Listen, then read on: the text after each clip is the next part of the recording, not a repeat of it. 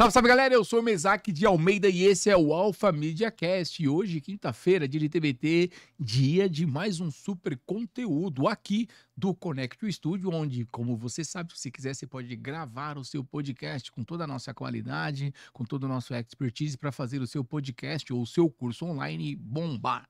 E hoje eu estou aqui com um amigo, ó, o cara é companheiro de profissão da minha atual profissão e da minha profissão do futuro, hein? Quem sabe? Recebo então o nosso amigo publicitário, corretor, John. Corretor da Coelho Fonseca, correto? Coelho da Fonseca. John. Ô, John, quase não saiu, hein, John? Cara, obrigado, seja bem-vindo, né? Por nos receber aqui, por aceitar o nosso convite, estar aqui com a gente. E a gente tem muita coisa para conversar, cara. Vambora. Cara, empreendedor, apesar de ser bem novo, cara, já passou por tantas coisas, velho. Pareço novo, eu acho que não sou tão novo assim, não. Tô há um ano, fiz aniversário ontem, inclusive, fiz 39, tô há 200. Falta um ano para os meus 40, mas já tem uma jornada aí. Pô, mas aí, é novo pra caramba, 40, os meus 40 anos. Quando a gente chega nos 30, a gente fala, os meus 20. Quando a gente chega nos 40, a gente fala, os meus 30, sabe? É um ano de cada vez, né? Curta os 40, cara, curta os 40. John, antes, pra gente começar aqui, vamos fazer aquela apresentação. Fala pra gente ali, pra galera que tá aqui, que vai começar a assistir esse vídeo. Quem é o John? O John são várias pessoas, né? O John é casado, pai de família, tem 2 filhos. O John é empreendedor, gestor, publicitário, recém-corretor aqui em Alphaville, morador de Alphaville já há mais de uma década. E um eterno emocionado, né? Na escala entre o blasé e o emocionado, eu tô aqui na extrema direita. Então, acho que essa é uma boa definição de quem é o John. Oh, legal. Antes a gente vai deixar a parte lá do corretor lá pro final, porque você tem uma experiência de vida incrível, né, cara? Você começou a trabalhar com uns 11 anos como garçom? Caraca, era aqui no Brasil mesmo? Porque você teve muito tempo pra fora também. Não, na verdade eu nasci no Brasil, só que eu nasci numa comunidade que era mundial, né? E aí, apesar de morar no Brasil, todo mundo falava inglês nessas comunidades que eram no Brasil. Até viajei várias cidades, morei no Rio, Salvador, Curitiba, quando eu era criança, e depois que eu fui aprender o português dentro do próprio Brasil. Caraca, dentro do próprio Brasil. E aí, você tinha comentado comunidade Califórnia?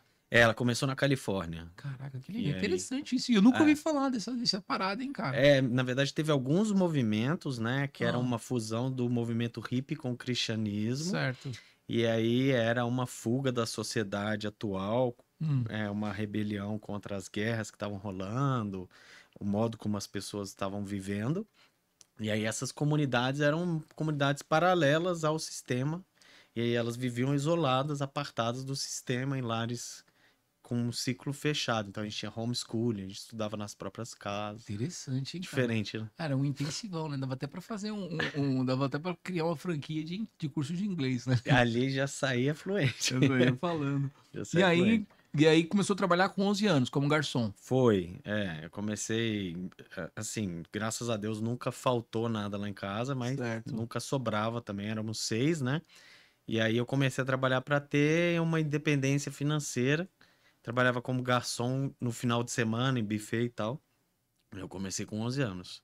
E aí depois você entrou, quando você foi fazer um curso superior, publicidade. Isso. Publicidade e propaganda pela PUC. Pô, legal o curso lá, hein, cara? Gostei bastante. Atuou como publicitário? Na conclusão, eu tava já numa agência legal lá. Eu fiz em Belo Horizonte, né? E aí eu tava já atuando, mas naquele momento não foi o que eu vi que queria para minha vida como profissão, apesar de ter gostado muito da parte acadêmica, né? Pô, legal, cara. E aí, não, porque assim, você não chegou a fazer marketing, foi só publicidade. Comunicação social com ênfase em publicidade e propaganda. Pô, mas que é a mesma raiz do jornalismo e do RP, né? Nossa, cara, eu fiz propaganda e marketing, né? Então, de fato, o marketing é o que eu mais gosto, que tem 70% administração. Depois eu tive que fazer uma pós em administração, porque faltava isso no curso. Fiz uma pós em administração mesmo, né? Muita redação, história da arte e tal. Tinha umas coisas que a gente não entendia. Tinha umas coisas tipo história da arte, Art Nouveau, circuitos artísticos Art culturais. Nouveau, aquelas É, coisas. tinha isso. É, não, é verdade. E sabe que a nota mais baixa que eu tenho na minha grade, que é que eu tirei um 5, fui pra exame e tal, que a média era 7, foi por conta disso mesmo. A publicidade, mano, não entrava na minha cabeça, não, velho. Segundo É, a minha professora, né? Aquele negócio de você imaginar o que o cara fez. Porque não sei se você era dessa época, né? hum, Mas a gente não tinha ainda. subjetividade da É arte, isso né? aí. É. Não, cara, cada um entende de uma forma, mano. Então a minha professora queria que eu entendesse exatamente o que o cara pensou e o que ela pensou. Tipo, eu lembro que uma vez ela pegou e colocou uma foto de uma arte de um leão, né? Tinha muita revista na época. Era muita, não tinha nem o Facebook ainda, cara. Eu me formei em 2009. Estourou em 2014, isso não foi com Barack Obama, não foi? Acho que já era a segunda. Mas assim, não tinha nem Facebook na época, tava Ah, começando a vir pro Brasil o Facebook. tá, sim. E aí, o que que ela fazia? Ela trouxe a revista e falou assim: fala o que que que a dupla de criação que eu tava pensando quando criaram isso aqui. Ah, eu falei, que o leão é o rei da floresta. Você vai tomar o leão e você vai tomar o chá e você vai ficar forte igual o leão. Não, nada a ver, não é isso.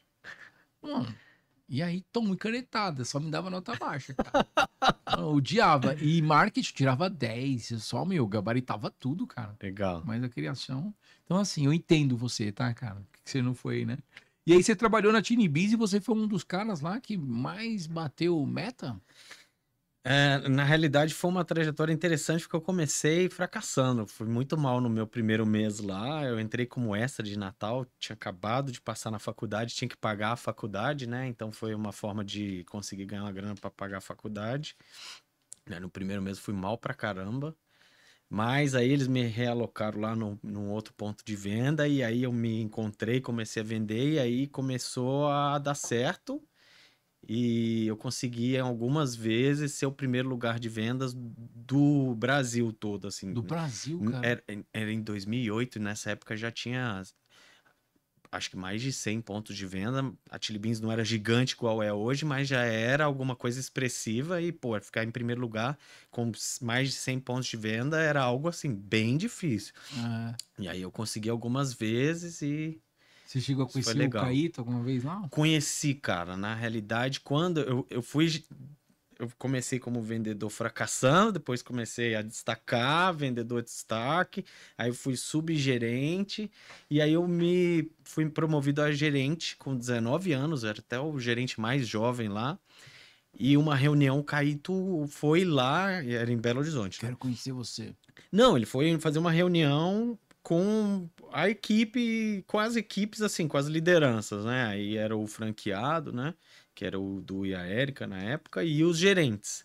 E aí sentado todo mundo numa mesa e trocando. E aí, o que vocês estão achando? Como que tá? Vocês estão com alguma dificuldade? O que vocês trazem?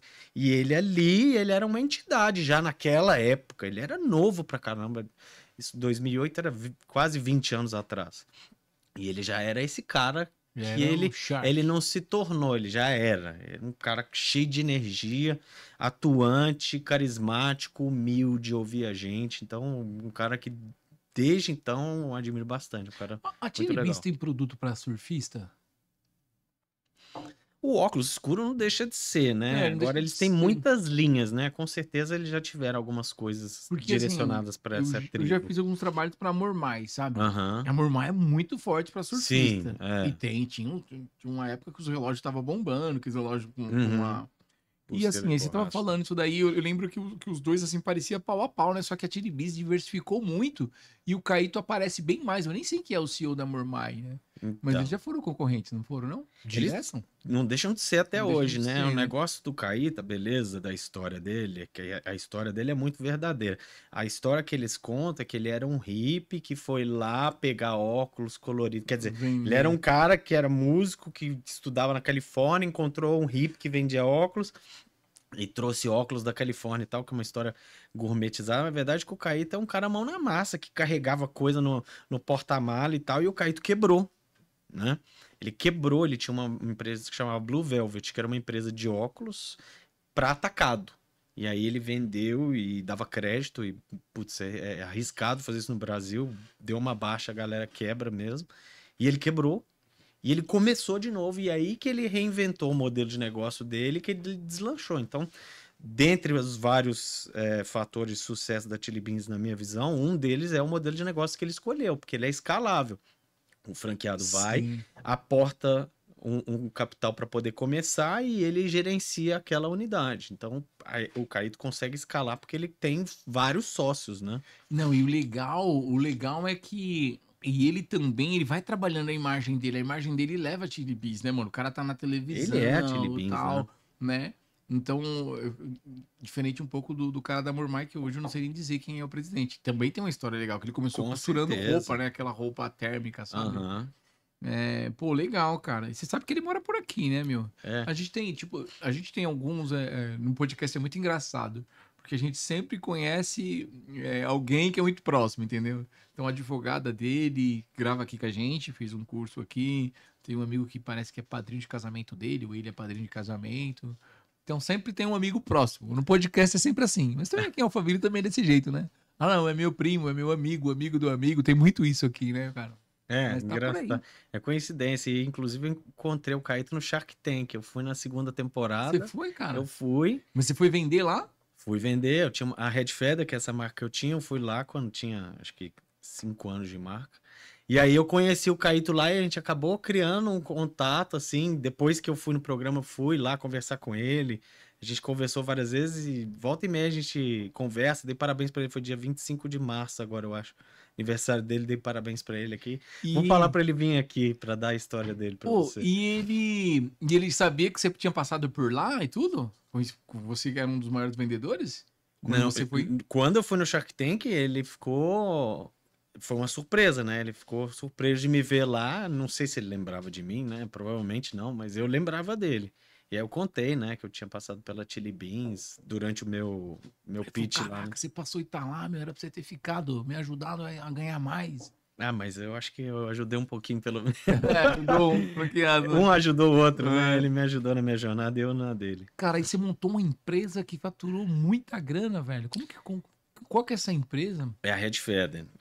Quando eu concluí, eu estava no fim da publicidade nessa agência e não tinha me encontrado, e aí eu formei.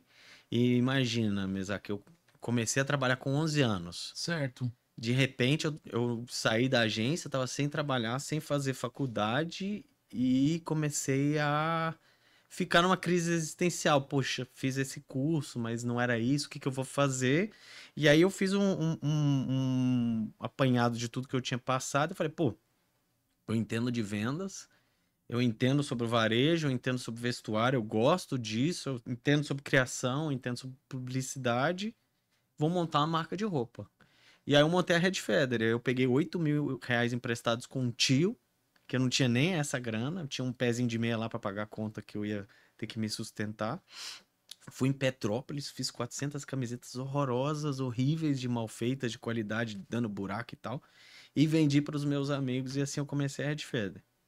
E começou lá em Belo Horizonte, depois eu vim para cá, para São Paulo e foi crescendo consecutivamente, ano após ano, reinvestindo tudo, até que ela chegou onde ela é hoje. Ela tem operação em Morumbi, Eldorado, Anália, Vila Olímpia, Shopping São Caetano, Caraca. vende no atacado pro Brasil Quem, inteiro. quem são os modelos, assim, os influenciadores hoje que divulgam essas marcas? Você sabe dizer alguém assim? Ah, hoje Hoje tem não muita sei. Na referência. nossa época a gente vestiu muita gente. O Pyong Lee, que também é daqui, ele foi no Big Brother, ele só tinha Red Feather na mala dele. Eles falavam que ele tava usando a mesma roupa, mas eu queria 10 camisetas novas. Vestir Luan Santana.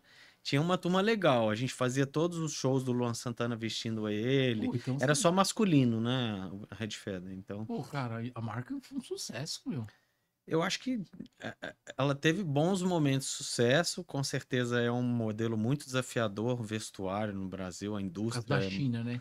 é, a indústria está sucateada, acho que todas as indústrias brasileiras sofrem muito com essa abertura para a China, né? A China é muito competitiva, então era difícil conseguir, tanto é que a gente tinha fábrica, tem, né? A Red Feather ainda tem fábrica própria, teve que montar a própria planta fabril, então você tem vários negócios para administrar, né? Tem que administrar a indústria, as lojas, o atacado, o desenvolvimento. Cara, Então, muita coisa, velho. Pra montar, pra administrar o estúdio aqui, cara, já quebrou uma cabeça, velho. a gente tinha, putz, tinha supervisor comercial, gerente, vendedores, chefe de fábrica, time de costura, time de corte, Cara, administrativo. tinha uma marca. E qual que era a marca assim? Porque de verdade, eu não conheço a marca, essa Chama sua Red marca. Feather. Mas assim, e qual que era a marca assim que você se inspirava, que tava ali próximo de vocês, um concorrente assim? A gente tava nos showrooms que vendiam atacado, né? Que a Ah. gente teve presente nos principais showrooms do Brasil, que vendiam Osklen, Reserva, John John. Essas eram as principais, assim, que estavam brigando com a gente cabide a cabide nos lojistas de multimarca. Então, só da gente estar no mesmo corner, assim, no mesmo showroom, já era uma conquista, mas eram nossas inspirações, né, na fase. Na década de 90, 2000, a gente tinha algumas marcas assim que era referência. Acho que você pegou um pouco disso. Era Triton, lembra Triton, Triton? aham, do grupo Zump. Coca-Cola, do grupo Coach, né? A Zump, Menegote. Aham. a Kelf ainda permaneceu, né? Mas a Kelf era muito forte na época. Tinha a Amy Officer, que tá aí, mas não é do mesmo jeito, não é mais aquela, É. pô, era só a Amy Officer. Tudo que era- isso já girou, já quebrou, a própria Zump já Mas a Zump não conseguiu ensaiou voltar. voltar. Não e não conseguiu voltar. É. Mano, a calça da Zump era hoje como se fosse a Leves, né? Era, não. Era Leves. Nessa época, o Brasil não tinha influência da China. Então, o cara pagava, na É. época, sei lá, R$ 200 num jeans brasileiro, rindo. Mas eu acho, cara, você é um especialista, né? Não sei nem como que você entrou nessa área aí, Gílio, porque assim, mas eu acho que, né? A minha mãe era costureira, tá? Minhas irmãs, a minha irmã faz modelo para Modelar. os chineses lá, Legal. pro pessoal A do Shein. Brás lá. Ah, Ela tá. faz para vários. Ela até me colocou no grupo aqui de modelistas lá. Legal. E aí o que que acontece? Eles vêm na novela, assim que funciona, né? A hora que ela queira, ela vai lá, faz para eles fazerem em escala. Eles Uhum. fazem isso. Aí o que que acontece? Mas eu acho que aí, pô, você entende de brand. Mas o que que aconteceu com uma dessas marcas aí é questão de brand, não é nem questão do tecido, é questão do valor. Porque assim, ó, vamos lá, você é publicitário, preço e valor. Uhum. O jeans da Leves é muito bom. O jeans é muito bom, eu vejo. Sim. Minha irmã fala, Sim. cara, eu compro a calça da Leves Leves é de porque 1950. é um né? jeans bom. Porém, assim, quando eu era mais novo, eu usava muito TNG. Aham. Cara, as roupas da Que TNG, também velho. quebrou. Cara, não, as roupas Quebrou da assim, TNG... recuperação judicial, né? Não pode falar Mas que não, quebrou. né? não dá pra usar TNG mais, cara. Porque assim, o tecido é muito ruim, cara. Eu fiz até reclamação lá, porque eu comprei uma época e, cara, só uso uma roupa uma vez. Uhum. Então não tem qualidade. Não sei como que é. Oxford, que você manja, né? Oxford, Isso é um aquele tipo de tecido, é. que o tecido não Uma tem trama, qualidade, aham. cara. Teve uma época que eles usavam. Era aquele jeans, brasileiro, bem um jeans bem forte. Não é Engado. Votorantim, não é Votorantim, não. Não. Santista. Santista é bom. Na época eles usavam, hoje não sei nem qual que é aquele jeans lá. Bom, e aí o que aconteceu? Porque você contou uma história, aí você saiu da empresa, você Isso. faturou muito, chegou a quebrar, não?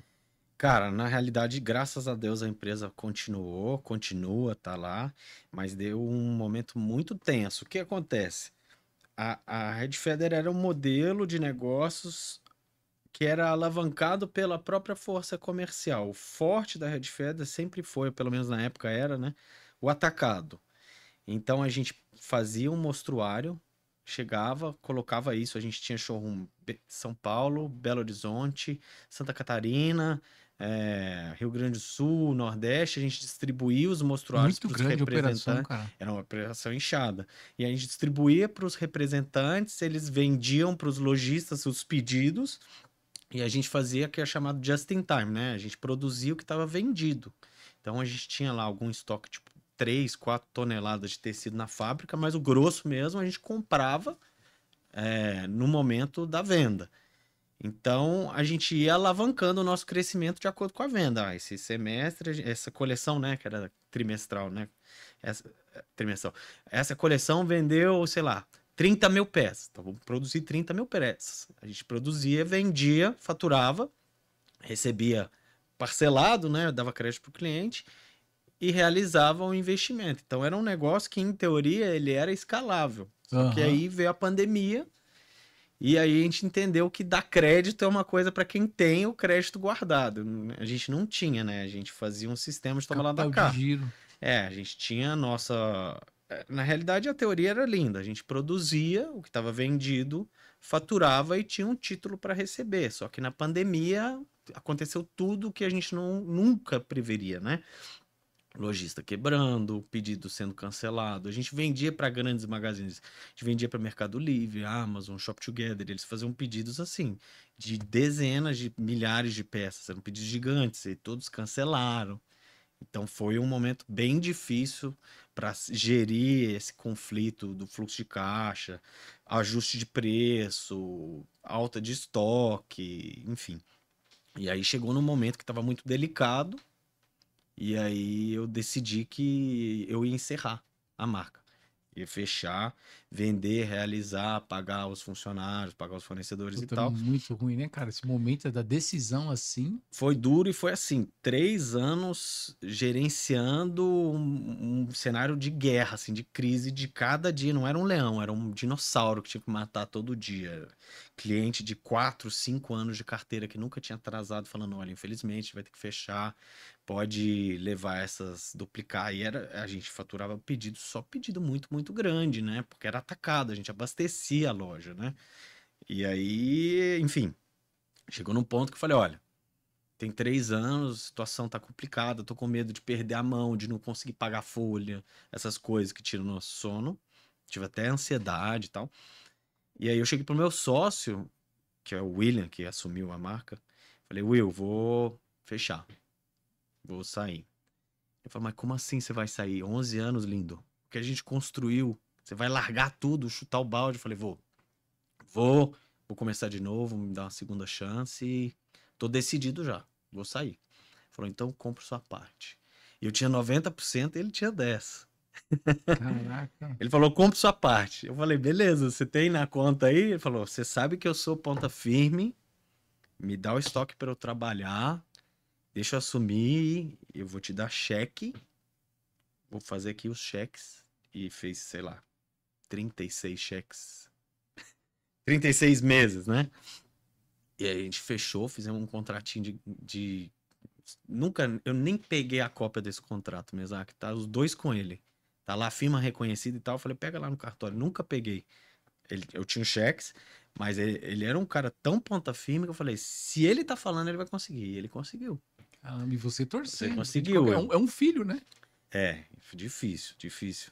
Essa decisão foi uma decisão dura, mas nada mais lindo que um recomeço, né? É Cara, mas esse. maravilhoso. Porque tem coisas que se você continua, você perde até a saúde, cara. E sem saúde você não consegue nada, É, entendeu?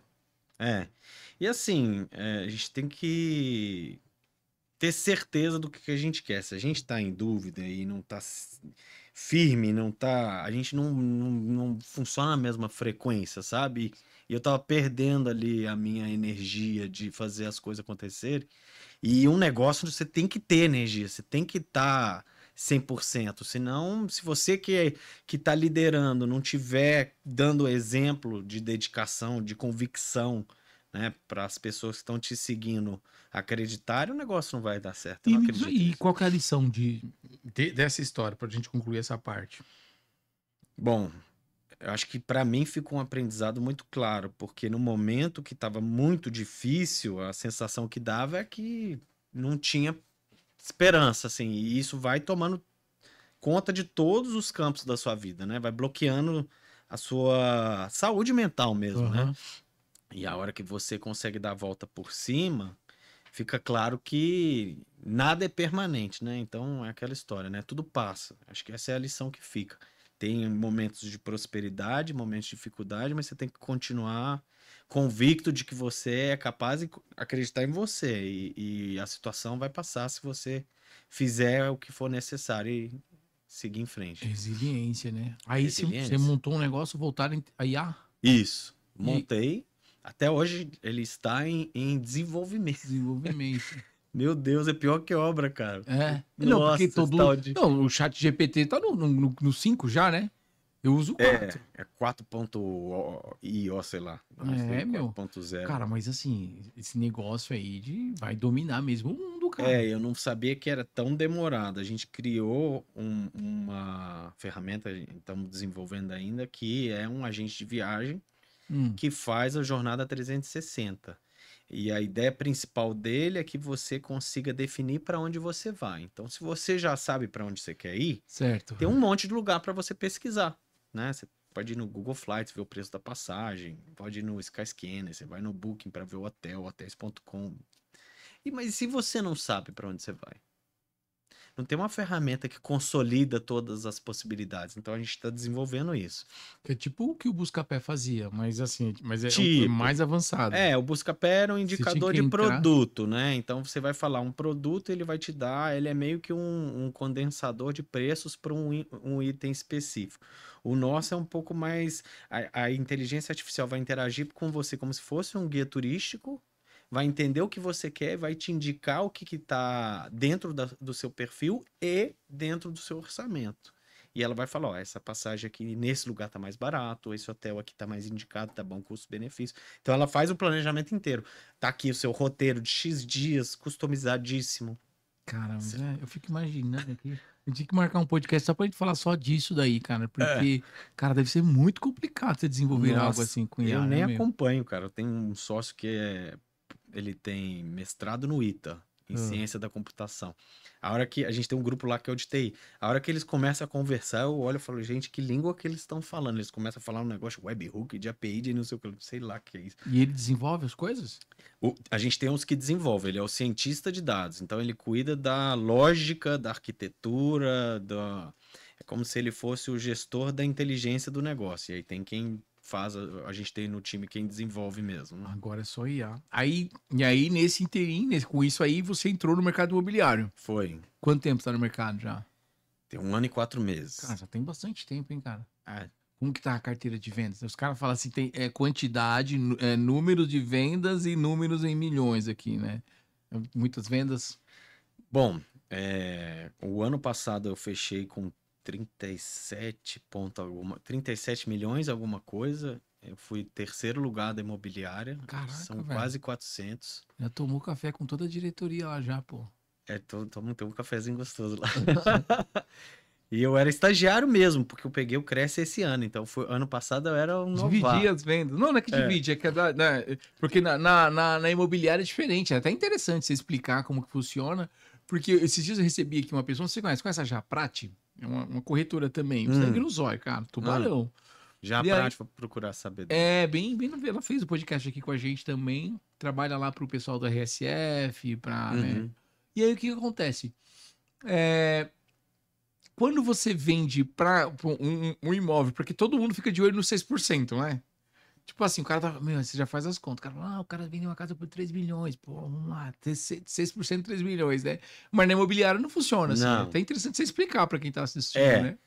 Assim, na Coelho você tem uma ramificação do recebimento da comissão que beneficia quem captou o imóvel, quem fez a indicação do imóvel, o gestor da equipe, o diretor. Então, assim, nós somos sócios da Coelho, associados, né? Eu tenho uma empresa, uma imobiliária, e a gente pluga os nossos negócios. Meu negócio é captar e atender clientes, captar e atender proprietários, e o negócio da Coelho é ser um ecossistema, um hub que consegue viabilizar essa jornada do corretor. Então, eles têm administrativo, jurídico, Muita coisa, né? nome, equipe. Então, eu sempre falo que o cara que quer fazer tudo não consegue fazer nada. Se você tem que fazer a captação, você tem que fazer o contrato, você não consegue focar no que é o core, que é vender, que é atender bem. Então a ideia de você estar numa imobiliária é que você vende mais e ganha menos percentualmente, mas ganha mais no final das contas. Chega a 3% a comissão? Chega. Chega a 3%? Chega. Não, é nada mais justo, né? Porque assim, imagina, a pessoa tem um atendente, a pessoa tem um advogado, porque hoje venda sem advogado, cara. Eu já comprei terreno, comprei apartamento sem advogado, e hoje eu falei, meu, que Tá loucura louco. que eu fiz, cara. Não Que pode. loucura. Então, é muita coisa que tem por detrás de uma imobiliária aqui, né? Não tem como corretor. Mas eu conheço muito corretor aí, cara, até de nome já, que trabalha sozinho, cara. O cara não tem. Como meu escritório na minha casa. E muito conhecido, hein, cara. Cada um tem sua jornada. E aí, às vezes, até porque essa jornada vai levar a pessoa para um caminho onde a pessoa tem um viés mais empreendedor e ela vai montar a própria imobiliária. Às vezes ele é um empreendedor e ele vai crescer dentro da imobiliária e ganhar mais força lá. Ou às vezes ele é um lobo solitário que consegue conectar com vários parceiros, já é uma pessoa com Hoje atuação, né? com as redes sociais, né? E tem parceiros para poder fazer as coisas que ele não sabe fazer ou não quer fazer, mas que precisam ser bem executadas, e aí tudo bem. Mas no fim das contas, essa pessoa não vai ganhar 6%, né? Vai ter que... Ela vai ter que conectar com alguém que captou o imóvel e dá metade da comissão, ou ela vai ter que fazer uma negociação direta e também contratar um escritório de advocacia, ela vai talvez perder em outras. Enfim, é tudo um trade-off, né? Mas eu tô muito feliz lá na Coelho. Eu acho que é uma empresa que tá passando por um momento muito legal. Não, o nome da Coelho é. E assim, mas fala pra mim assim, cara, primeira venda, fala como que foi, porque sempre tem aquela ansiedade, né, cara? Fala, meu, fechar o primeiro contrato, como que foi? Você lembra? Lembro, opa, primeira venda, eu não vou mentir, foi fácil. É? Essa foi, Foi uma foi. indicação? Não, foi eu tenho uma atuação muito forte na rede social, né? E aí o cliente entrou através de um anúncio e ele entrou para ver uma casa, Certo. que era uma casa até num valor diferente do que ficou, uma casa de 4.900.000. Ótima casa, mas aí ele achou os quartos pequenos e tal. E aí no atendimento, eu sempre falo que o atendimento é o verdadeiro laboratório, né? Porque por mais que a gente converse com o cliente, a gente nunca vai ter a mesma experiência que quando ele é exposto a um imóvel e começa a reagir às várias variáveis que o imóvel tem, né? De tamanho de quarto, vista, etc. E aí, pelo que ele me explicou, eu entendi o briefing, eu falei, eu vou te levar em mais uma casa. E aí eu levei ele nessa segunda casa e ele falou, é essa. Legal. E, putz, isso é muito difícil de fechar com 2 imóveis, é raríssimo, né? Geralmente a pessoa fica numa jornada até ter convicção. E esse foi a minha primeira O venda. cara E olhou a segunda assim, falou, mano, aqui que eu vou ficar. casou, encaixou, ele falou, é essa. Aí você fechou a primeira Aí venda. fechou, foi a primeira venda. Já foi pra Disney? Já trocou o carro? Porque tem essa brincadeira, né? Porque principalmente aqui em Alphaville, meu. Os caras querem comprar Porsche, os caras querem, né? Aí o cara falou assim: o cara vende, eu tenho amigos, né? Muito, eu conheço muitos corretores. O cara fala, mas aqui, olha só, o cara vende a venda, mano, aí o dinheiro caiu lá na conta. Aí o cara troca o carro, leva a família pra Disney e tal. Aí fica 6 meses sem vender de novo. Quer desistir de ser corretor. Mas você sabe que esse assunto, Mesaque, é muito legal que você ter trazido, porque é algo que precisa ser muito falado, porque hoje a gente vive um mundo de aparências onde você tem que parecer para ser, né? Tem uma fala que fala que não basta você ser bom, você tem que parecer bom. É. E aí tem um cara que chama Robert um sobrenome japonês que eu esqueci, que escreveu um livro bem famoso, que é Pai Rico, Pai Pobre, né? Deve ser aqui. Eu tenho aqui. É um clássico esse livro, Uhum. né? E aí esse cara fala, olha, você tem que construir uma coluna de ativos e dos dividendos que esses ativos te dão, você começar a viver. Então, poxa, se você pega o primeiro recurso que você tem e queima ele num passivo que é um carro que vai ter PVA e manutenção, e você não consegue acumular, né? O suficiente para você poder ter a sua tranquilidade de ter uma receita recorrente de uma fonte que não seja seu trabalho, né? Como autônomo, no caso do corretor, e eventualmente conseguir comprar esse mesmo carro através dessa fonte, né? Então, é um risco que a gente está vivendo hoje, tem que sempre mostrar que você tem o melhor carro, o melhor relógio, o melhor não sei o que lá, e você acaba ficando fragilizado, né? Cara, mas é impressionante, porque para algumas pessoas funciona, né, cara? Sim, eu conheço gente, por exemplo, que fala assim, cara, eu não me relaciono com quem tem dívida. Uhum. Conheço pessoas que falam assim, o cara tá devendo, não tá comigo. O cara fala assim, meu, aparência, você entende? Você sabe, você ouve isso aqui. Sim. Tem cara que não compra casa que tá com o imposto atrasado. Você já viu essas pegadas? Assim, tem Energia gente da que casa. tem medo de cilada, né? Mas, Não, é energia da casa. ah, Eu já ouvi história, o cara assim, inclusive, né, que eu já fiz negócio, hum. falou pensar que tava tudo certo. Na hora de, quando ele ia cumprimentar a mão, o cara pegou e falou, não, tem um imposto aí atrasado, mas é coisa pequena, já vou...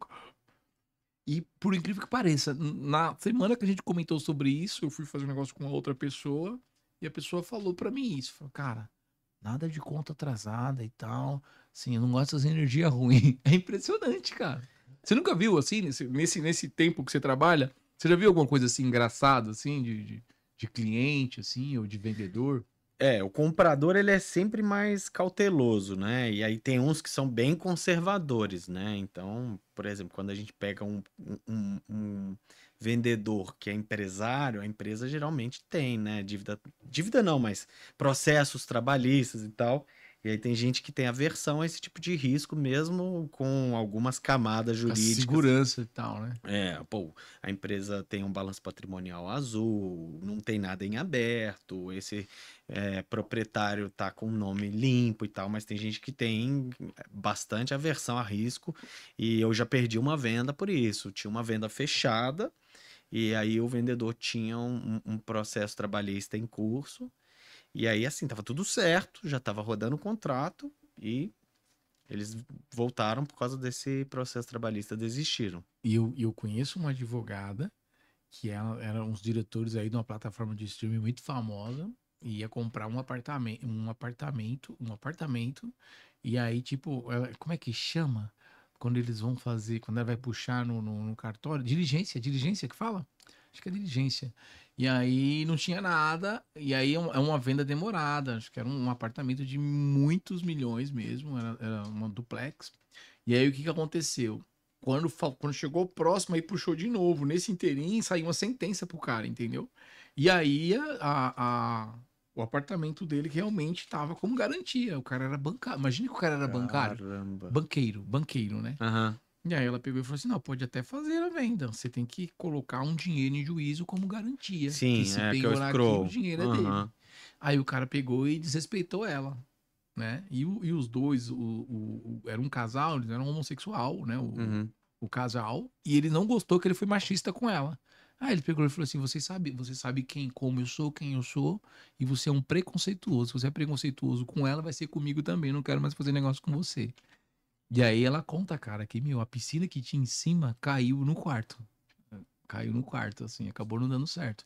Mas isso assim, essas coisas eu Caramba. vejo, cara, como esse mercado ele tem algumas caixinhas assim que Tem, precisam ser, né? tem, tem. Por isso que quando vende uma casa, toca sino e abre champanhe, né? É, Porque é difícil para você percorrer todo o processo, desde conhecer o cliente e passar por esse estágio de conquistar, né, a empatia e ele querer efetivamente seguir com você, e, né, aquela barreira social de tipo, eu quero conhecer uma pessoa nova e essa pessoa vai estar qualificada até você conseguir achar um imóvel certo, passar pela negociação, que é bem intensa, né? Tem uma proporção lá que de cada 3 propostas, uma cai, entendeu?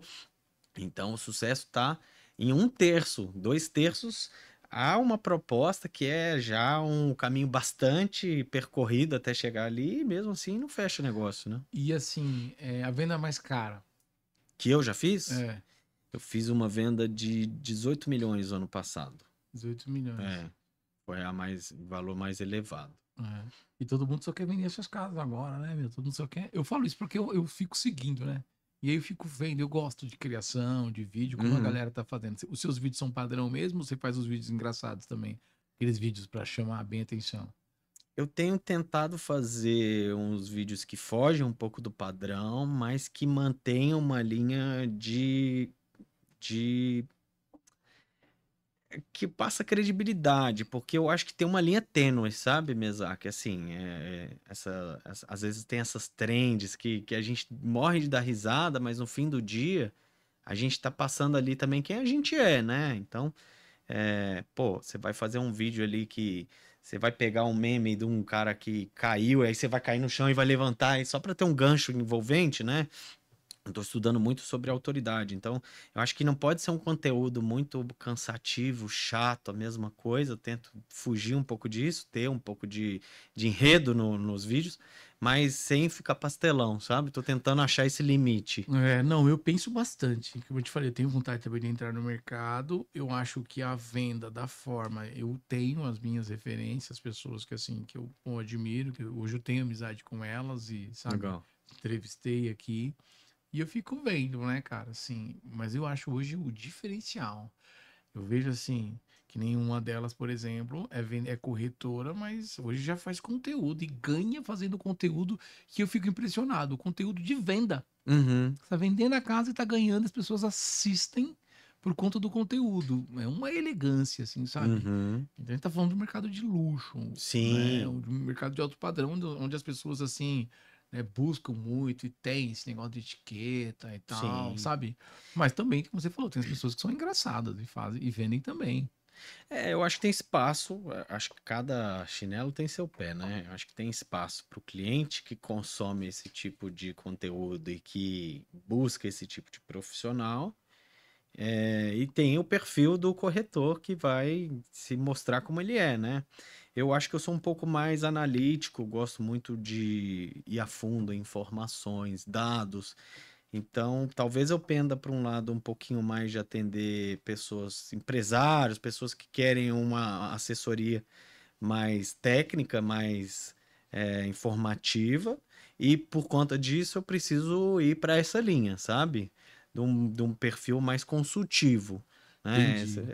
é a veia que eu vejo que eu tenho mais E saída, assim. você hoje você tem uma imobiliária e você é parceiro da Coelho Fonseca, certo? Da Coelho Isso, eu Fonseca. tenho um CNPJ, né? Certo. Alpha Rocket que chama, Mas mas eu você tem sou. uma instalação, não?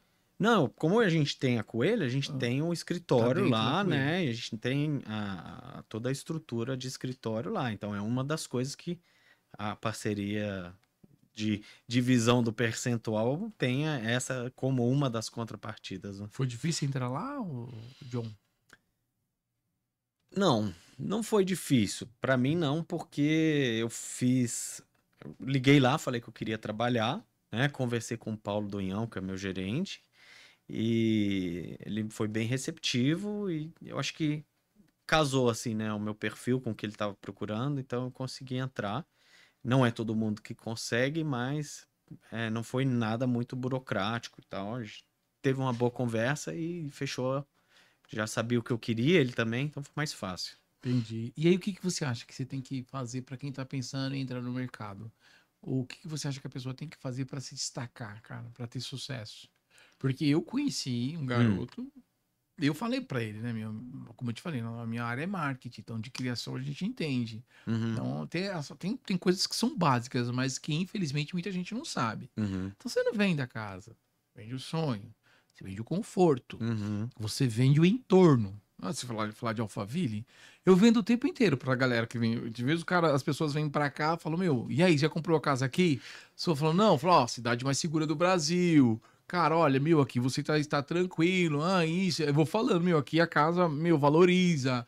Vou, sabe? aham, E aí, Minha Casa Minha Vida, por exemplo. hum, As pessoas começam. Porque uma das pessoas que vieram aqui já fala isso, né? Todo mundo quer vender 18 milhões, quer vender uhum, 9 milhões. Meu, comecei vendendo Minha Casa Minha Vida, ganhei muita experiência. Que é uma lição, porque é mais, entre aspas, mais fácil, mas assim, tem uma demanda, assim, porque você entrar, meu, você não tem experiência nem nada. Você vai sentar você vai negociar com um cara que, meu, gerencia milhões e milhões. uhum. Três, quatro perguntas que o cara fazer, o cara fala, meu, você não tem experiência nenhuma, você tá querendo vender o quê pra mim? Pode falar com o seu gerente? É, Acontece ou não acontece? sim, assim, os dois extremos são os que mais dão certo no Brasil, né?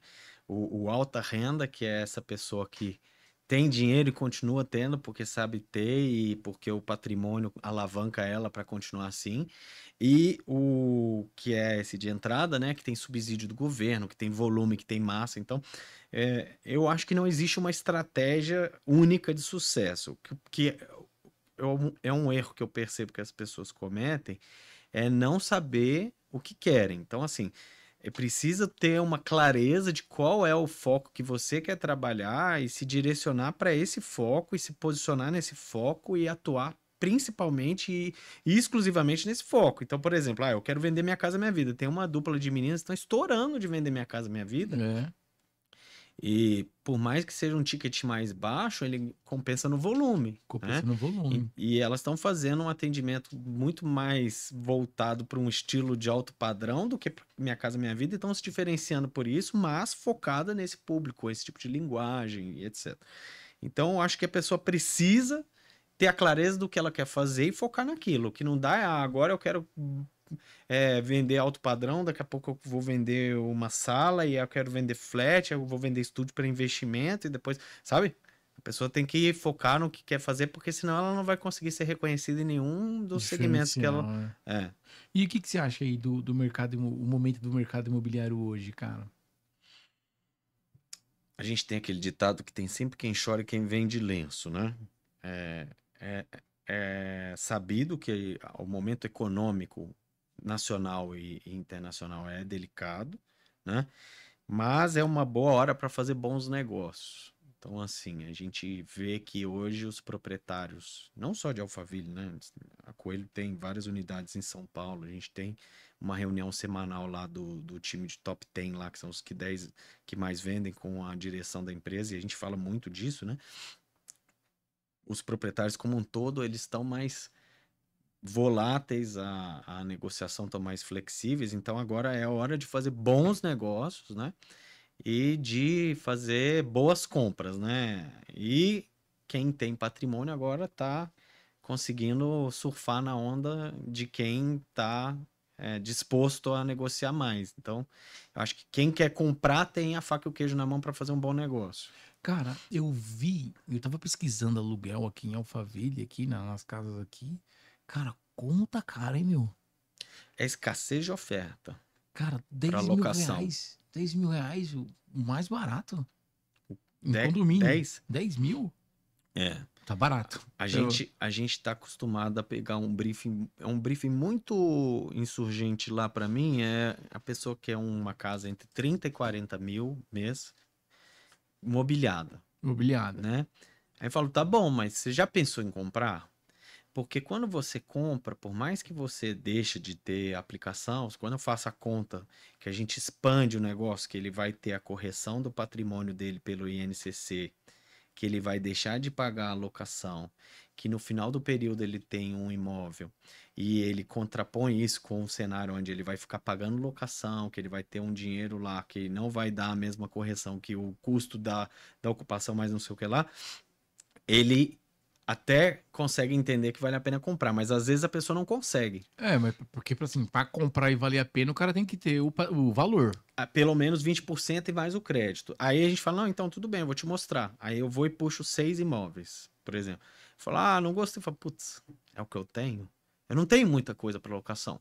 Eu tenho uma proporção exata em vários residenciais de que a cada 10, esse é um número que eu levantei que assim, parece até mentira, mas é muito coincidência. A cada 10 imóveis, 9 estão para venda e 1 está para locação. A gente tem 103 imóveis à venda no Alfa 1. Essa máxima vale lá. Alfa 11 tem 90 e tantos, Alfa 10 tem mais 90 e tantos, Alfa 2 tem 80 e poucos, salvo engano. E aí essa proporção ela se repete de modo que tem muito mais para vender do que para alocar. Por quê? Porque as pessoas querem a liquidez, né? Elas não querem ficar recebendo só a locação. Valor, né? Às vezes o cara tá apertado, quer a grana, ou às vezes o cara não investiu, não tem pressa, prefere o dinheiro. Mas aí me fala, o aluguel mais em conta hoje, para morar em Alphaville? A gente trabalha lá na Coelho com imóveis a partir de 3 milhões. 3 milhões de venda, valor de venda. Né? Então, esse imóvel, 0,5 de 3 milhões, seria 6 mil a locação desse 6 imóvel. mil. Né? Então, esse seria o ticket de entrada. Mas não acha, 6 mil não tem mais. Difícil. Não. Até porque isso aí seria o valor pedido, mas como tem escassez, ninguém está trabalhando com 0,5%. Tá todo mundo trabalhando com 0,8, qualquer coisa assim, né? Casa mesmo, dificilmente. E quando tá esse valor é para reforma, então ninguém quer alocar, entendeu? E uma casa, uma casa mais cara hoje, eu já vi até de 150 mil, assim, até conheço as pessoas que... Valor de locação, a gente tem uma lá que tá 200. 200. É a mais alta hoje. Em Tamboré 3, com certeza. Tamboré 3. Tamboré 3, 200. Será Tamboré que é a mesma 3. pessoa? Depois a gente fala. Cara, legal. Pô, o tempo tá curto aqui, mas é bom falar sobre o mercado imobiliário. Eu gosto bastante, cara. A gente tá no lugar para falar disso. Alphaville é o sonho de muita gente. Né? E, ó, você viu, eu tava numa célula, eu vou na igreja aqui, Atitude, quero até mandar um abraço pro pastor Wallace. Quando eu tava lá, tinha 4 pessoas do Rio de Janeiro que tava vindo pra morar em Alphaville. Então, assim, eram 4 pessoas que iam procurar corretor, com certeza. Que tinha três. Fazer uma parceria aí. Já era. Cara, o tempo inteiro tá vindo gente pra cá, cara. Tá. Eu acho que vai chegar uma hora que não vai ter mais. Não tem como, porque é muita, muita gente. Então, até por isso que tá tendo novos residenciais e tal. A revista Vero soltou um estudo que em 2023 Barueri teve uma valorização de 22% no custo médio do metro quadrado É muita coisa, hein? da cidade. Então, assim, o INCC hoje, dos 12 últimos meses, é 7,5. É quase 3 vezes isso. Quase 3 vezes, não. É 3 vezes a média nacional, né? Então, isso mostra quão aquecido está a Alphaville. E nós estamos falando de 2023. Não foi nem um boom da pandemia, que já foi uma loucura aqui, né? Foi um momento de altíssima de preços que nunca mais recuou, né? É. Cara, a gente tá chegando aqui nos momentos finais aqui do programa. A gente tem um quadro, esqueci de te avisar, que chama-se uma dica de filme, entendeu? Ah, Então eu faço a chamada e peço pra você falar de um filme. Então você vai falar o nome e fala um pouco sobre o filme ali, dentro de 1 minuto e meio e tal. tá. Sobre o filme. Pode contar alguma parte do filme, tá? Um release do filme. Legal. Você vai falar o Lobo de Wall Street. Não, Beleza? não, Você beleza. lembra aí? Lembro. Aí a gente vai pro ping-pong aqui, beleza? Legal. Então vamos lá. Salve, salve, galera. Eu sou o Mesaque de Almeida e esse é o Alpha Media Cast. E hoje temos mais uma dica de filme com o patrocínio da Futura Connect. E hoje a gente tem a dica de filme com ele, o nosso amigo, o corretor imobiliário, John. É com você, John. Bom, eu gosto muito de um filme que chama Gênio Indomável, é com Robin Williams e com Matt Damon. E é até um filme mais antigo, mas é um filme muito legal. O Matt Damon ele passa por um momento ali de crise existencial. Ele é um gênio, um cara super inteligente. E o Robin Williams é o psicólogo dele, o psiquiatra, né? O psicólogo. E ele ajuda ele a se encontrar. E o filme é muito legal, é muito bonito, muito transformador. Então fica a dica aí de um filme cabeça, mais antigo, né? Igual eu tô ficando velho, mas um filmaço, um clássico, imperdível. Muito bom, hein? Lembrando que, muito bom, lembrando que esse filme e muitos outros você pode encontrar na Futura Connect, porque quando você aluga, quando você assina a internet, você tem um catálogo de filmes e lançamentos, jogos e muito mais. Beleza? Cara, muito bom esse filme. Na verdade, assim, eu vi várias vezes, comecei a assistir, mas não terminei, Ah, o entendeu? final é épico, tem que ver, pô. Mas eu Filmaço, vou tentar filmaço, assistir. filmaço. Vamos pro ping-pong então, John? Bora. Antes tem alguma coisa que você queira falar? Um abraço aí pra quem que você queira mandar, enfim. Como que é o nome do CEO lá da Coelho Fonseca? É o Álvaro. Ele fica onde? Eles ficam na Avenida Brasil, tem uma sede própria Em maravilhosa São lá. Paulo. Ah, Cara, eu acho que eu vou mandar um parabéns pra ele, já que se abriu. A Coelho tá fazendo 50 anos esse ano.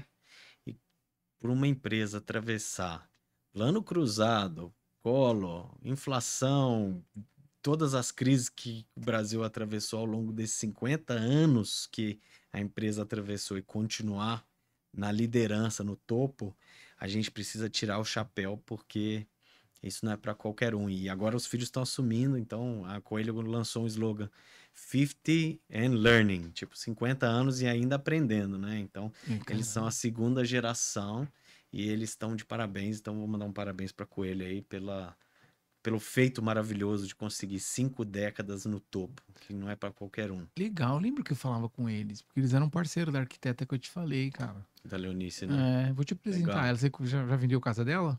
Opa, Você já, tem- já vendo casa dela, mostro pra caramba.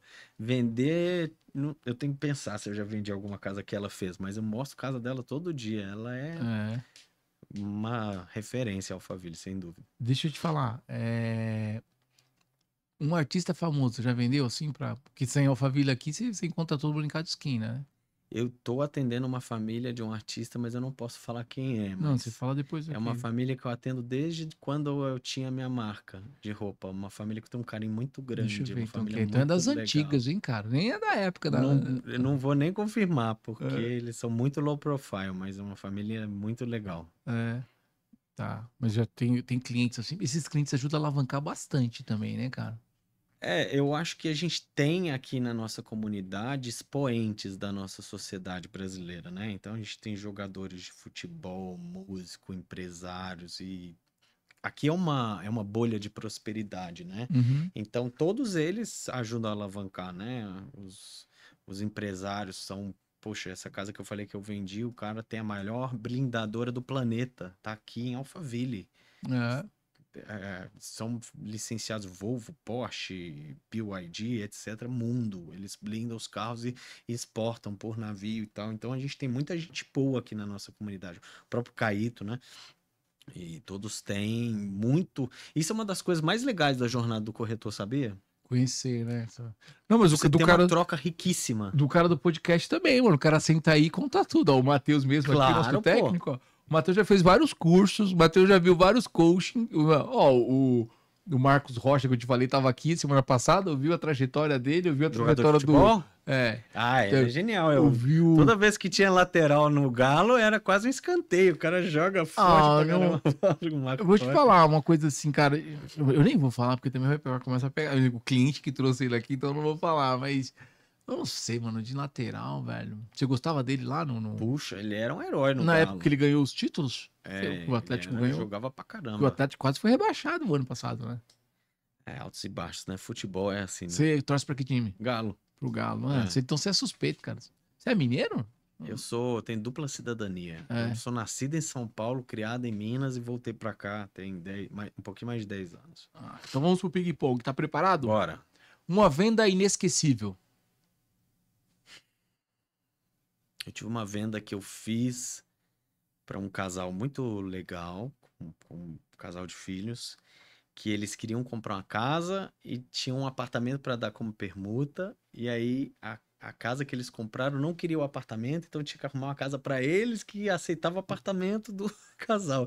E aí a gente conseguiu, depois de 6 meses nessa jornada, fechar o negócio para 3 famílias conseguirem. Essa família foi para esse apartamento, essa casa foi para essa casa, e essa família foi para essa casa, e essa família foi para essa casa. Então foi um negócio triplo. Caraca, velho. Esse foi. Quase a segunda pergunta, porque a segunda pergunta é um perrengue que virou piada. Essa venda foi um perrengue e virou piada, com certeza, porque foi uma venda que eu tenho certeza que 90 e tantos % dos corretores teriam desistido, que era muito desafiadora, mas tinha famílias envolvidas ali. Eu peguei, agarrei, não soltei e deu certo. No final a gente conseguiu fazer o triple match. Difícil. Um mentor que te inspirou. Eu vou mencionar o Caíto Caíto? Maia.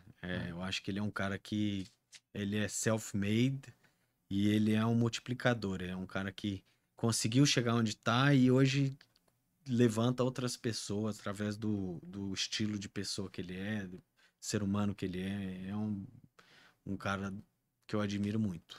Uma frase que te inspira hoje, que você gosta. Água morna não serve nem para ferver salsicha. Esse é meu slogan. Caramba. Você tem que fazer as coisas com paixão, com energia, senão não vai dar certo. E um sonho que ainda falta realizar? Puta, cara, se eu responder que eu não tenho, você vai acreditar em mim? Não, já realizou eu tudo. Sou realizado, de ser casado, ter uma família, de ter minha casa. Eu tenho ambições, mas meus principais sonhos, eu acordo com eles. Muito bom. De verdade. Cara, chegamos aqui nos momentos finais. Eu espero que você tenha gostado, que ficou com a gente, assistiu. Escreve seu comentário, se inscreve no nosso canal, ativa o sininho. Segue a gente também nas redes sociais. Alfa Media Cast lá no Instagram, Mesaque MKT também o meu. Cara, quero te agradecer por dedicar aí um tempo aqui com a gente, compartilhar um pouco da sua história, da sua jornada. Obrigado. E vamos marcar outro café aí, cara. Vamos conversar, vamos se conectar. Vamos fazer parceria com esses clientes da igreja. Vamos aí. Vou te levar lá pra você conhecer a galera. Tem 4 do Rio. Já dá pra começar, pô. Molecada nova, hein? Beleza, cara? E aí eu queria que para finalizar você deixasse aí uma mensagem para quem vai começar, para quem quer entrar no mercado imobiliário. Legal. A é sua. Bom, eu acho que quem vai começar no mercado imobiliário tem que ter em mente que não é só sobre a comissão. Você está ajudando famílias a encontrar lares. Se você partir dessa premissa e tiver empatia e se conectar com o cliente, entender o que ele precisa e se dedicar, o resto vai ser consequência. Então, foca na necessidade, no briefing, no perfil do seu cliente, que o mais difícil é entender o que ele precisa. O resto vai fácil. É isso aí. Obrigado, cara. Deus abençoe sua jornada. Obrigado a vocês que estiveram aqui com a gente. Obrigado, Matheus. Até a próxima quinta. Valeu! Valeu.